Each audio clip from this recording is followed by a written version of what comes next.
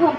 எங்கள் பள்ளியின் ஆண்டு விழாவிற்கு வருகை தந்திருக்கும் சிறப்பு விருந்தினர் அவர்களுக்கும், பள்ளியின் தாளாளர் அவர்களுக்கும், பள்ளியின் முதல்வர் அவர்களுக்கும், பெற்றோர்களுக்கும், ஆசிரியர்களுக்கும், மாணவர்களுக்கும் எனது மாலை வணக்கத்தை தெரிவித்துக் கொள்கிறேன். இன்று நான் பேச எடுத்துக்கொண்ட தலைப்பு வாழ்வியல் வளர்ச்சியின் கல்வியின் பங்கு. 1000 ஆலயங்கள் கட்டப்படுவதை விட ஒரு பாடசாலையினை கட்டுவது சால சிறந்தது என்கிறார் பாரதியார். மனித உயிர் வாழ்வதற்கு நீர், உணவு எவ்வளவு அவசியமோ அதனை போன்று நம் அறிவு வளர்வதற்கும் எது சரி எது தவறு என்று புரிந்து கொள்ள கல்வி அவசியமானது.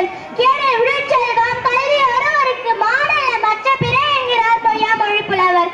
அதாவது உலகத்தில் மனிதர்களுக்கு கல்விதான் சிறந்த செல்வம். ஏனைய செல்வங்கள் இதற்கு இணையாகாது. வாழ்க்கை என்ற வீட்டில் கல்வி என்ற விளக்கு ஏற்றப்பட்டால் தான் நமது வாழ்க்கை பிரகாசிக்கும்.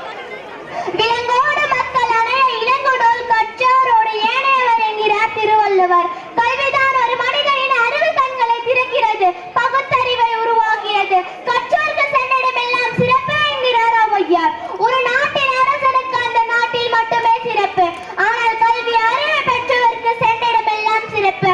அந்த கல்வி இந்த சமூகத்திற்கும் நாடுக்கும் பயன்படும் வகையில் நாம் சேவையாற்ற வேண்டும். கல்வியால் தாழ்வானவர்கள் இன்று கூறும் எவரும் இல்லை. கல்வியால் பல்வேறுபட்ட நபர்கள் உயர்ந்துள்ளனர். அப்துல் கலாம், அம்பேத்கர், கல்பனா சாவ்லா பல சாதனை மனிதர்களால் காண முடிகிறது.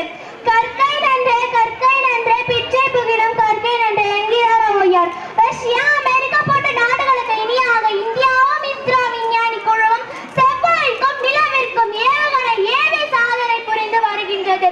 கல்வி அறிவும் சுயமரியாதையும் பகுத்தறிவும் தாழ்ந்து கிடைக்கும் மக்களை உயர்த்தும்.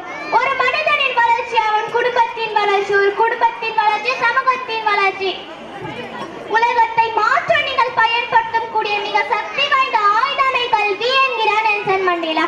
கல்வியின் வளர்ச்சி தான் பொருளாதாரத்தின் வளர்ச்சி என்று அறிந்திருந்தமையால் காமராஜர் ஐயா மதிய உணவு திட்டத்தை துவங்கி ஏழ்மையிடம் காரணம் காட்டி கல்வி பயிலாத மாணவர்களை பாடசாலைக்கு வரவழைத்தார்.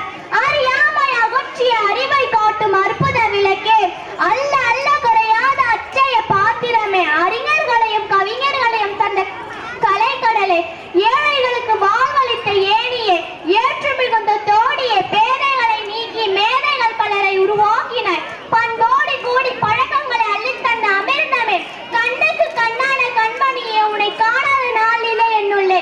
கல்வியில் சிறந்த தமிழ்நாடு, புகழ் கம்பன் பிறந்த தமிழ்நாடு.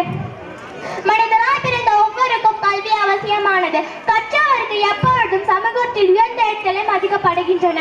ஒரு தனி மனிதர்களை படைப்பாற்றல் மிக்கவராக மாற்றும் கல்வியினை நாம் பேணி பாதுகாப்போம். கல்வி என்னும் வித்து அழிக்க முடியாத சொத்து, அல்ல முடியாத முத்து, அல்ல குறையாதது, என்றென்றுமே திகட்டாதது.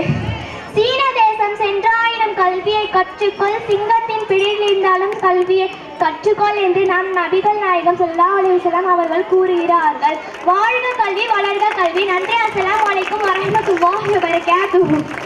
நன்றி.